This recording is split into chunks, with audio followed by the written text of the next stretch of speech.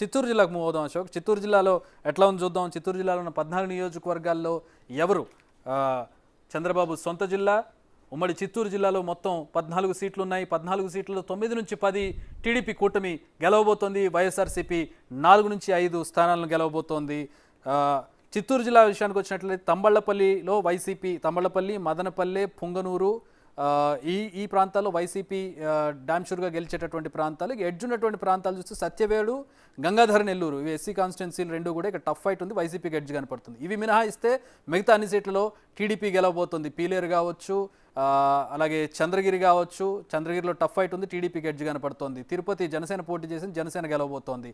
Srikalahasti TDP, Nagari TDP గెలవబోతోంది. ఇక Chittoor, Puthalapattu, Palamaner, of course Kuppam Chandrababu సొంత నియోజకవర్గం టీడీపీ. సో మొత్తం 9 నుంచి 10 స్థానాలు టీడీపీ, వైసీపీ 4 నుంచి 5 స్థానాలు. అశోక్ సొంత జిల్లా చంద్రబాబుది. అదే కలిసి వచ్చింది ఈసారి. గత ఎన్నికల్లో ఘోరమైన దెబ్బ కొట్టారు తెలుగుదేశం పార్టీకి. ఒకే ఒక స్థానం కుప్పం నుంచి చంద్రబాబు, అది కూడా లాస్ట్ వరకు కూడా చాలా టెన్షన్ కొనసాగింది. చంద్రబాబు కూడా ఓడిపోతారేమోనని. అదే ఈక్వేషన్ ఈసారి ఎక్కడైతే చంద్రబాబు సొంత జిల్లా, ఆ సొంత జిల్లాలో కూడా అతను గెలిపించలేకపోయామన్న సింపతి ఈసారి విపరీతంగా జనరేట్ అయింది. తద్వారా ఒక కేసులో, స్కిల్ డెవలప్మెంట్ కేసులో చంద్రబాబుని అరెస్ట్ చేయడం, 53 రోజుల పాటు జైల్లో వెళ్ళడం, అది విపరీతమైన సింపతి ఫ్యాక్టర్ క్రియేట్ చేసింది. దానికి తోడు చంద్రబాబు సతీమణి భువనేశ్వరి మీద వైసీపీ నేతలు చేసిన దారుణమైన కామెంట్స్. ఆవిడ దారుణంగా ఒక ఎన్టీఆర్ కుమార్తె ఆవిడని ఉద్దేశించి వైసీపీ నేతలు చేసిన కామెంట్స్ కూడా చిత్తూరు జిల్లాలో చాలా ఎఫెక్టివ్ పడ్డాయి. ఇవన్నీ కూడా చంద్రబాబు అరెస్టు, భువనేశ్వరి మీద చేసిన కామెంట్స్, అంటే దంపతులు ఇద్దరు కూడా తీవ్రమైన ఇబ్బందులు ఎదుర్కొన్నారు వైసీపీ నుంచి. అదే క్రమంలో చంద్రబాబును ఎట్టి పరిస్థితుల్లో ఓడించాలి అని కంకణం కట్టుకుని పెద్దిరెడ్డి రామచంద్రారెడ్డి లాంటి వాళ్ళు కుప్పంలో మకాం వేయటం కావచ్చు, స్థానిక సంస్థల ఎన్నికల్లో చంద్రబాబును ఓడించడం కావచ్చు, ఇవన్నీ చేసి ఎట్టి పరిస్థితుల్లో వైనాట్ కుప్పం, వైనాట్ 175 చంద్రబాబును ఓడిపోతున్నాడు ఈసారి అంటాం. ఆ తర్వాత చంద్రబాబు నాయుడు ఒక దశలో డిఫెన్స్లోకి వెళ్ళిపోయే పరిస్థితి ఉంటుంది. ఎందుకంటే స్థానిక సంస్థల ఎన్నికల్లో మొత్తం ఓడిపోవటం, సొంత కుప్పంలో కూడా స్థానిక సంస్థల ఎన్నికల్లో ఓడిపోవటం, వీటన్నిటి నేపథ్యంలో ఆయన సొంతంగా ఇల్లు కట్టుకున్నారు అక్కడ. ఎప్పుడూ లేని విధంగా ఆయన లోకల్ నాయకులే ఆ కాన్స్టిట్యున్సీ మొత్తం పరిపాలిస్తూ ఉంటారు. ఈయన బ్యాక్ ఎండ్లో అప్పుడప్పుడు వెళ్ళి వస్తుంటారు. కానీ ఈసారి ఎప్పుడూ లేని విధంగా ఎన్నోసార్లు ఆ నియోజకవర్గానికి వెళ్ళారు. అదే క్రమంలో ఆయన ఒక ర్యాలీ చేస్తున్న సందర్భంలో, రోడ్ షోలు చేస్తున్న సందర్భంలో ఆ చంద్రబాబు నాయుడిని కనీసం ఆయన నియోజకవర్గం కుప్పం కూడా రానియకపోవటం, అక్కడ ఎస్పీ నిశాంత్ రెడ్డి అడ్డుకోవటం, ఇలాంటివన్నీ కూడా సింపతి తెచ్చిపెట్టాయి. సో దానికి తోడు అదే జిల్లాకు సంబంధించిన పెద్దిరెడ్డి రామచంద్రారెడ్డి మీద వ్యతిరేకత, అలాగే గతంలో ఎంపీ ఎన్నికల్లో కావచ్చు, స్థానిక సంస్థల ఎన్నికల్లో నామినేషన్ వేయడానికి వెళ్తే టీడీపీ కార్యకర్తల నుంచి నామినేషన్ తీసుకుని పొంగనూరు ఏదైతే పెద్దిరెడ్డి తాలూకా వాళ్ళు చించేయటం, కొట్టడం, దొంగ ఓట్లు వేయించడం, బస్సుల్లో దొంగ ఓట్లను తరలించారన్న ఆధారాలు కూడా దొరకటం. అదే జిల్లాలో అధికారులు, కలెక్టర్ స్థాయి అధికారి మీద సస్పెన్షన్ వేయబడింది.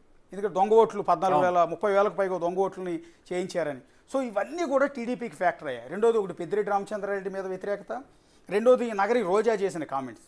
నగరి నుంచి మంత్రిగా ఉన్న రోజా 2 సార్లు గెలిచి గతంలో టీడీపీలో ఉండి ఆ తర్వాత చంద్రబాబు నాయుడు మీద నగరిలో అంటే చాలా ఈక్వేషన్స్, ఒక ప్రభుత్వమే కదా ఆవిడే చెప్తూ ఉన్నారు, మా పార్టీలోనే ఆవిడ మీద సొంత పార్టీ నేతల వ్యతిరేకత, అది వేరే విషయం. నేను ఓవరాల్ జిల్లా ఇంపాక్ట్ చెప్తున్నా. నగరి చేసిన కొన్ని కామెంట్స్ టీడీపీకి సింపతి తెచ్చిపెట్టాయి, ఓవరాల్ జిల్లా మీద చంద్రబాబు మీద పడ్డాయి. అది ఆవిడకి తెలియట్లా. ఆవిడ ఒక్క నియోజకవర్గం ఓటమే కాదు, ఆ మిగిలిన జిల్లా మొత్తం ఎఫెక్ట్ చూపించింది.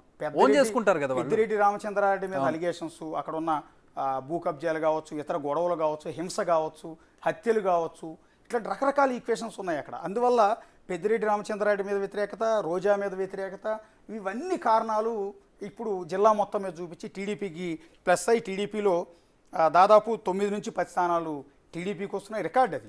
అంటే నీకు రాయలసీమలోనే 40 సీట్లు పైగా వస్తున్నాయి. మీరు సరిగా లెక్కేస్తే ఒక్క రాయలసీమలో గతంలో 2 స్థానాలకు పరిమితమైన టీడీపీ సార్ 40 స్థానాల్లో రాయలసీమలో గెలవబోతోంది. కడపలో మెజార్టీ సీట్లు రాకపోతున్నాయి, కర్నూలులో మెజార్టీ సీట్లు టీడీపీకి రాబోతున్నాయి. ఒక రికార్డు స్థాయిలో Telugu Desam party TDP, Janasena, BJP కూటమి రికార్డు స్థాయిలో రాయలసీమలో వైసీపీని డామినేట్ చేసి క్లియర్ కట్ మెజార్టీ దిశగా దూసుకెళ్ళి టోటల్గా ఓవరాల్గా 13 జిల్లాలో తెలుగుదేశం పార్టీ కూటమి, టీడీపీ, జనసేన, బీజేపీ, చెప్పండి ప్రభుత్వాన్ని. సో ఓవరాల్గా ఒకసారి అంటే మనం మాట్లాడుకుని చాలా అంశాలు ఉన్నాయి. బట్ 175 స్థానాలు కాబట్టి మనం చాలా ఎలాబొరేటెడ్గా మాట్లాడుకోవాలి. జనాలందరికీ ఒక ఇంట్రెస్టింగ్ ఇష్యూ ఉంటుంది.